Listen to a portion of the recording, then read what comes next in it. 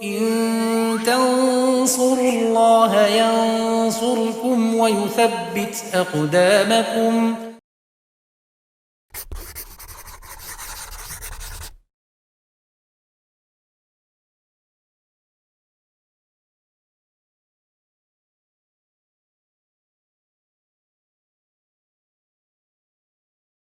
Bismillahirrahmanirrahim. Alhamdulillah wassalatu wassalamu ala Rasulillah wa ala alihi wa sahbihi wa man tabi'ahum bisanin ila yaumiddin. Amma ba'd.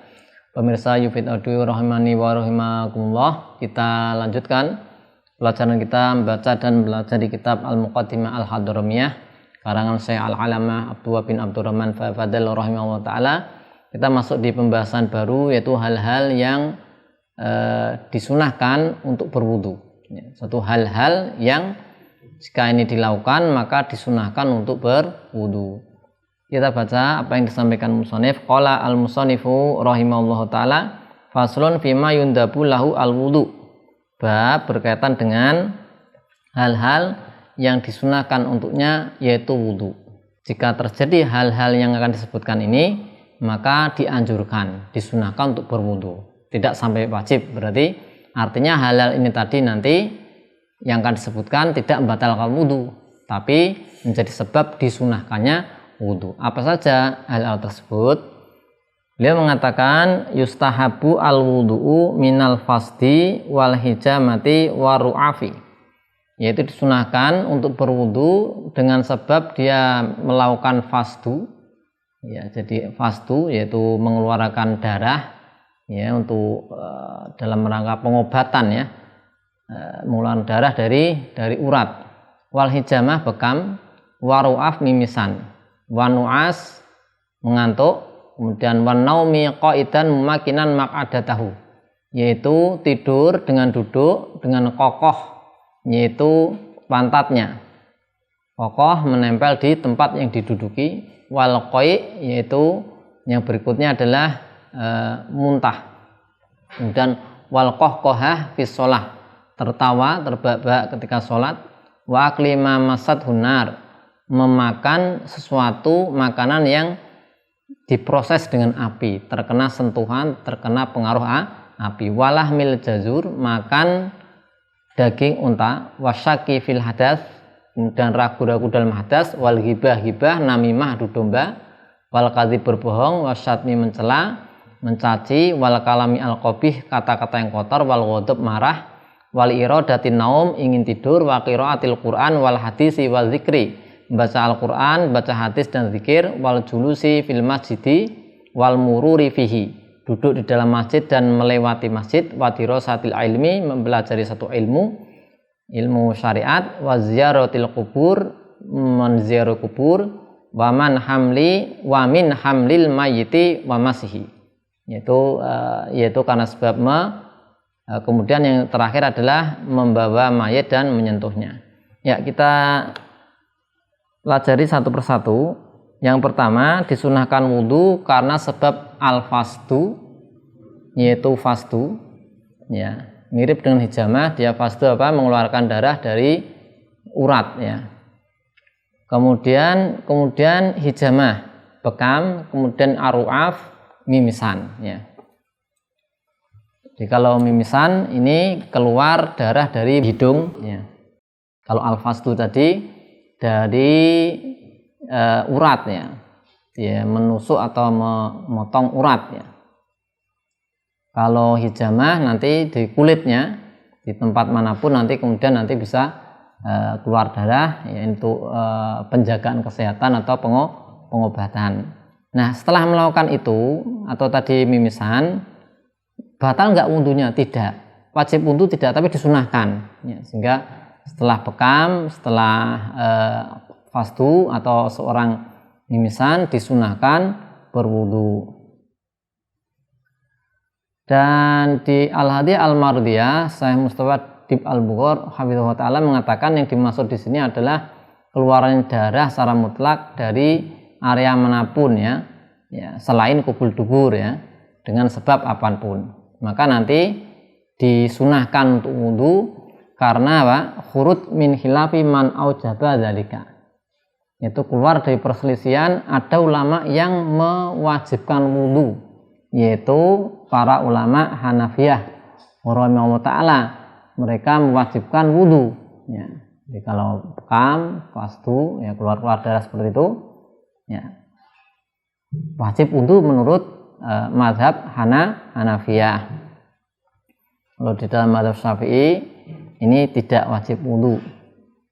Di antara dalil yang menyebutkan bisa dilihat di hadis riwayat Abu Dawud dari sahabat Jabir radhiyallahu anhu, ketika beliau bersama yang lain keluar bersama Nabi SAW di perang Dzati Riqa, Nabi SAW singgah di satu tempat. Kemudian beliau bersabda, man rajulun yaklauna, siapa yang bisa menjaga kami. Kemudian ada seorang dari muhajirin, jadi seorang dari kalangan muhajirin dan seorang dari ansor, yaitu intadaba, mereka bersedia untuk menjaga ya. Kemudian Nabi bersabda, kuna bifami syi'bi, jagalah kami di mulut lembah, mulut celah antara ada area atau lembah antara dua gunung ya, diperintahkan menjaga di situ. Kemudian falamma kharaja ar-rajulan ila fami syi'bi itaja'al muhajiri wa qama al-ansori yusolli. Ketika sampai di area tersebut, maka orang dari muhajirin ini dia tidur, yang dari ansor, kalangan ansor ini sholat ya. Kemudian fa'ata rajulun minal musyrikin, ada orang musyrik datang ya. Falamma ra'a syakhsahu arafa annahu rabi'atun lil qaum. Ketika orang musyrik datang, maka orang musyrik mengetahui, oh ini ada pasukan perintis ya, pengintai ya, dari kaum muslimin. Kemudian bagaimana? Faramahu bisahmin fawadu'ahu fihi fanaza'ahu hatta ramahu bisalasati ashum. Maka orang musyrik tadi memanah orang yang berjaga tadi, orang muslim yang berjaga sampai terkena sasaran, kemudian dicabut sampai dipanah 3 kali dengan 3 panah. Nah, yang dipanah ini tadi yaitu kaum muslimin dari ansor ya. Itu ketika sudah dipanah tadi, berarti kan mestinya keluar darah. Sumaroka awas sajadah, kemudian ruku juga sujud ya. Masih melanjutkan.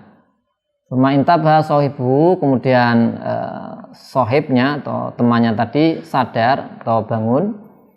Falamma arafa annahum qad nadhiru bihi haruba. Ketika orang musyrik itu tahu bahwasanya dia itu telah diketahui keberadaannya, maka dia lari. Kemudian ketika falamma ra'a al-muhajiri ma bil ansori minadam qala subhanallah ala anbahtani awala maroma. Ya, yang muhajirin ini ya, ketika sudah bangun sadar mengetahui temannya yang dari ansorin tadi terpanah ya, ada darahnya. Beliau mengatakan, subhanallah, mengapa engkau tidak membangunkan aku ketika engkau pertama kali dipanah?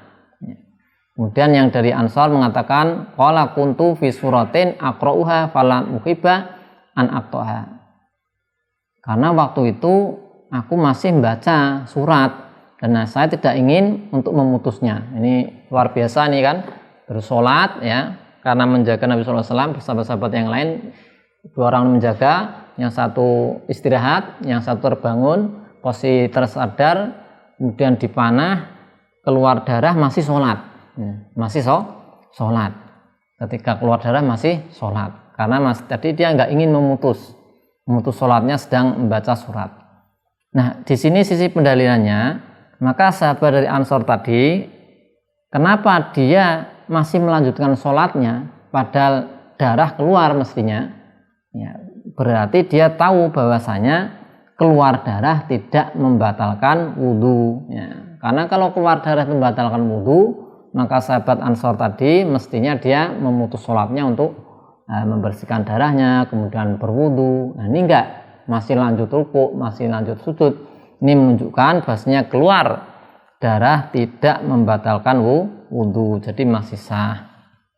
Dan di sini disebutkan Nabi SAW itu mengetahui perbuatan tersebut dan tidak mengingkari, maka menjadi takrir ya. Takrir dari Nabi SAW bahasanya keluar darah tidak membatalkan wudhu. Kemudian yang berikutnya tadi intinya bagaimana kalau dia keluar darah ya, contohnya fastu, bekam, kemudian mimisan atau yang lain, itu wudhu gak batal tapi disunahkan. Yang berikutnya disunahkan wudhu bagi wan nuas, terkena nuas ngantuk ya. Nah, ngantuk ini juga terkantuk-kantuk ya. Terkantuk-kantuk ini dia menyebabkan disunahkan apa? Berwudu ya. Terkantuk-kantuk menyebabkan disunahkan wudu. Ya, di sini di Al-Hadi Al-Mardi disebutkan menurut pendapat mazhab Hanafiyah, maka ini dia membatalkan wudu ya, jika dia berbaring atau terlentang.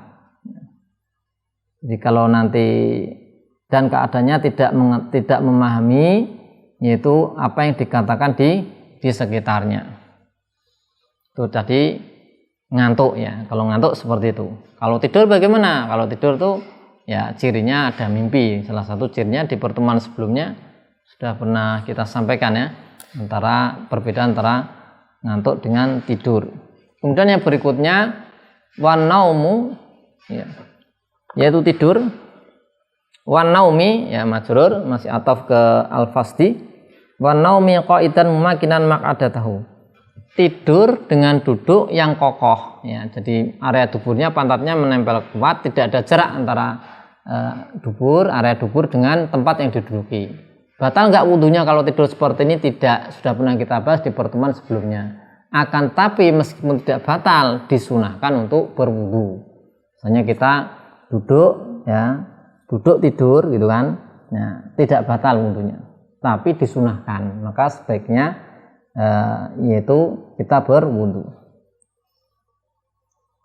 Nah, ini menurut pendapat mazhab Malikiyah, maka tidur ini membatalkan wudu bagaimanapun keadaannya, ya, kecuali jika tidurnya ringan dan sebentar.